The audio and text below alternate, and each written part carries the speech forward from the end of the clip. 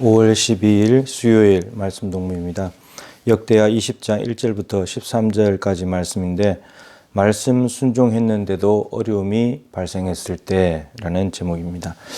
오늘은 너무 잘 아는 오직 주만 바라보나이다 주만 바라볼지라 그 배경이 된 이야기입니다.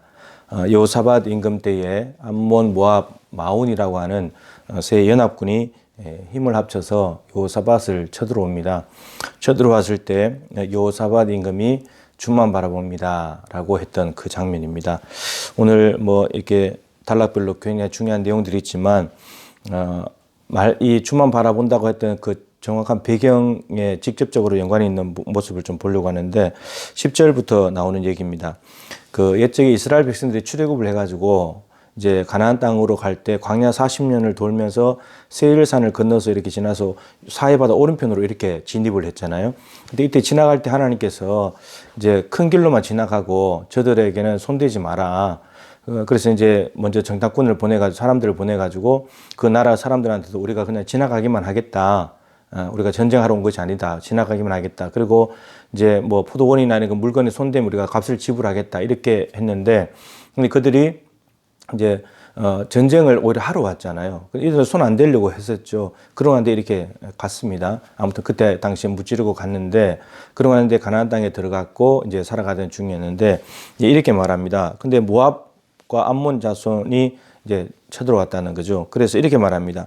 옛적에 이스라엘이 애굽 땅에서 나올 때에 암몬 자손과 모압 자손과 세일산 사람들을 침노하기를 주께서 용납하지 아니하심으로 이에 돌이켜 그들을 떠나고 멸하지 아니하였거늘.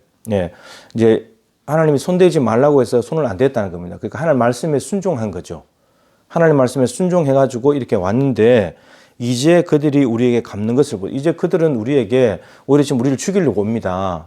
우리는 주님의 말씀에 순종해서 손 안 대고 그랬는데 저들은 지금 우리한테 오고 있습니다. 이렇게 된 거죠. 그러니까 말씀 순종했는데 오히려 저들은 지금 오히려 이 은혜를 지금 다르게 나쁜 일로 죽이려고 지금 갚고 있다는 겁니다. 이런 상황이 되었을 때에 이제 하나님께 기도하는 장면이 우리 하나님이여 그들을 징벌하지 아니하시나이까 우리를 치러오는 이 큰 무리를 우리가 대적할 능력이 없고 어떻게 할 줄도 알지 못하고 오직 주만 바라봅니다. 이렇게 되어 있습니다. 그러니까 하나님의 말씀에 순종했는데도 불구하고 그 일 때문에 어려움을 당하고 있는 겁니다. 그럼 이걸 여호사밧이 어떻게 해결해 나가는가? 이렇게 생각이 들 수 있잖아요.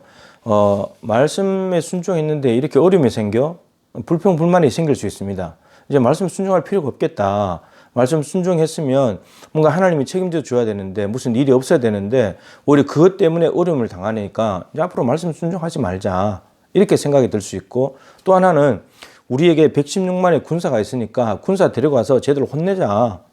우리가 저렇게 은혜를 베풀어 줬는데 우리에게 저렇게 배은망덕하게 우리를 공격하니까 우리가 116만 명 동원해 가지고 그냥 해결해 버리자.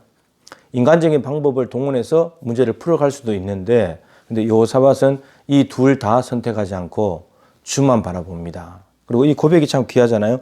대적할 능력이 없습니다. 아니 116만의 군사가 있는데 대적할 능력이 없답니다. 늘 말씀드리지만 믿음이라고 하는 것은 나에게 있는 모든 것을 영으로 만드는 능력입니다. 내 116만 이거 0이야. 아무것도 아니야 이거. 전쟁에 도움 안 돼. 이런 겁니다. 그리고 하나님만 바라보겠다는 거죠. 그리고 어떻게 할 줄도 알지 못하겠습니다. 여러분 이 116만의 군사가 여호사밧 예루살렘에 있으면서 여호사밧을 옹이하는 군사들만 116만이에요. 그리고 그 외에 유다 성읍들에게 군사들이 또 있습니다. 그러니까 116만이 넘는 거죠. 최소한 116만인 거예요.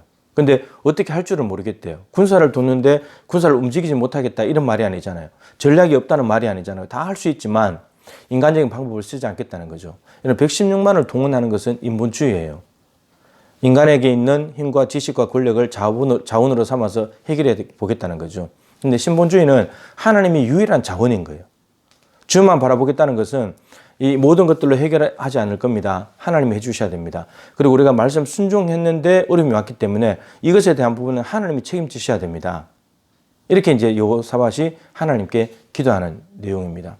그러면서 온 이스라엘 백성들이 함께 서 있었다고 4절과 13절에서 이야기하고 있습니다. 그러니까 여호사밧과 백성들이 다 똘똘 뭉쳐가지고 하나님만 바라봅니다. 이렇게 됐다는 거죠.